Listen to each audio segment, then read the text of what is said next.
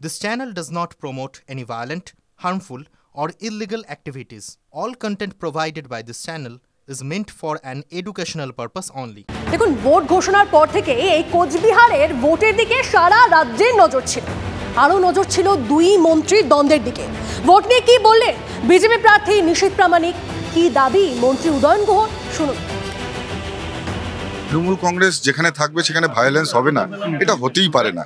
ভারতীয় জনতা পার্টির জিত হবে, আর এটা বুঝতে পেরেই তৃণমূল কংগ্রেস তাদের সমস্ত গুন্ডা, সমস্ত অ্যান্টি সোশ্যাল এলিমেন্টকে আজকে রাস্তায় নামিয়েছে। যে আমি যদি একটা নির্দেশ দিই যে এর বদলা নিতে হবে, তাহলে তো রক্তাক্ত দিনাটা হয়ে যাবে। কিন্তু আমরা চাই যে পিসফুল নির্বাচন হোক। তৃণমূল কংগ্রেসের যারা গুন্ডা, যারা অ্যান্টি সোশ্যাল এলিমেন্টস, তারা বারংবার আমাদের যারা বুথ এজেন্ট থেকে শুরু করে বিভিন্ন জায়গায় পোলিং এজেন্ট থেকে শুরু করে সাধারণ ভোটার্সদেরকে আটকাবার চেষ্টা করছে। কমিশনে অভিযোগ জানিয়েছে, বুথ এজেন্ট না দিতে পারলে তো কমিশনে অভিযোগ জানাবি, সেটা করেছে এজেন্ট, হয়তো সব জায়গায় দিতে পারিনি। আগে উদয়ন গুহকে গ্রেফতার করা উচিত। উদয়ন গুহর মতন একজন অ্যান্টি সোশ্যাল এলিমেন্ট, একজন ক্রিমিনাল, আগে তাকে গ্রেফতার করা উচিত, যিনি রতন বর্মনের খুনের কেসের আসামি। এখনো বলছি, অনন্তকে যারা মেরেছে তারা গিয়ে নিশীথ প্রামাণিকের বাড়িতে আশ্রয় নিয়েছে এবং সেটাই হচ্ছে তাদের কালচার। বাংলাটাকেই তো সন্দেশখালী মডেল বানিয়ে ফেলেছে তৃণমূল কংগ্রেস। উদয়ন গুহ যে যেমন আচরণ মানুষের সাথে করেছেন, ঠিক সেই আচরণ ফেরত পাচ্ছেন, তার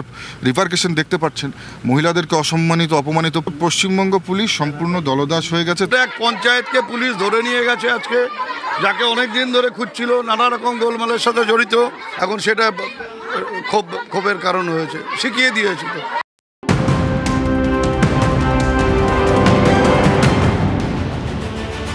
বিকেল 5টা পর্যন্ত কমিশনের দেওয়া তথ্য অনুযায়ী ভোট পার্সেন্টেজটা আপনাদেরকে জানিয়ে রাখি। কোচবিহারে ভোট পড়েছে 77.73%, আলিপুরদুয়ারে ভোট পড়েছে 75.54%, জলপাইগুড়িতে ভোট পড়েছে 79.33%। এবার একটু আবহাওয়ার আপডেট দিই আপনাদেরকে। না, ভোটের কথা বলছি না, আবহাওয়ার কথাই বলছি, যেটা নিয়ে আশঙ্কা করা হচ্ছিল এবং সেই আশঙ্কাই সত্যি হলো। তাপপ্রবাহের কবলে কলকাতা।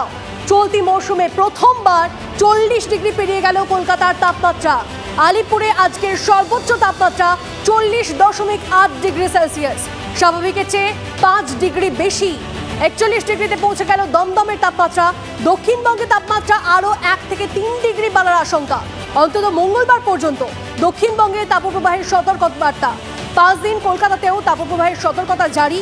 মঙ্গলবার দক্ষিণের 10 জেলায় হালকা বৃষ্টির পূর্বাভাস, যদিও বৃষ্টিতে তাপমাত্রায় বিরাট হেরফেরের আশা কম। দেখুন, ভোট বর্ধমানে এখনো অবধি অনেকটাই দেরি। তার আগেই উত্তপ্ত বর্ধমানের মঙ্গলকোট।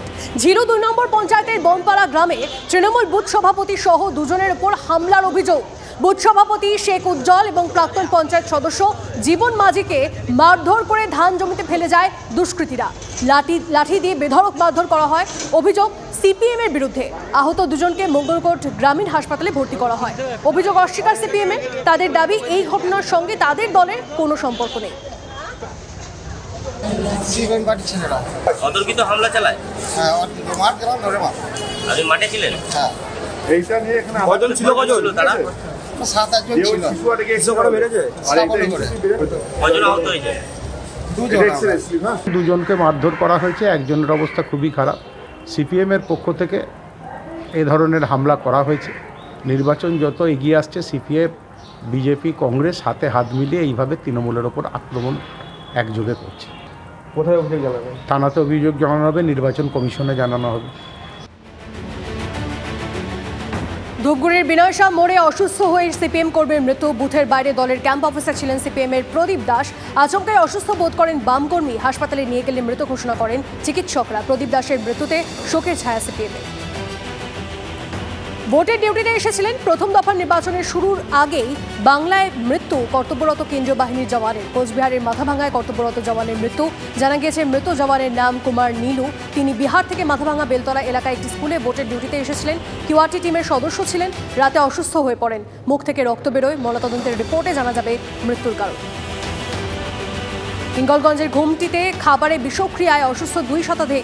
ধর্মীয় অনুষ্ঠানে খাবার খেয়ে অসুস্থ 17 জনকে যোগেশগঞ্জ গ্রামীণ হাসপাতালে গতকাল ভর্তি করানো হয়। হাসপাতালে এখনও ভর্তি 30 জন। অসুস্থদের চিকিৎসায় গ্রামে মেডিকেল ক্যাম্প বসেছে, সেখানেও অনেকের চিকিৎসা চলছে।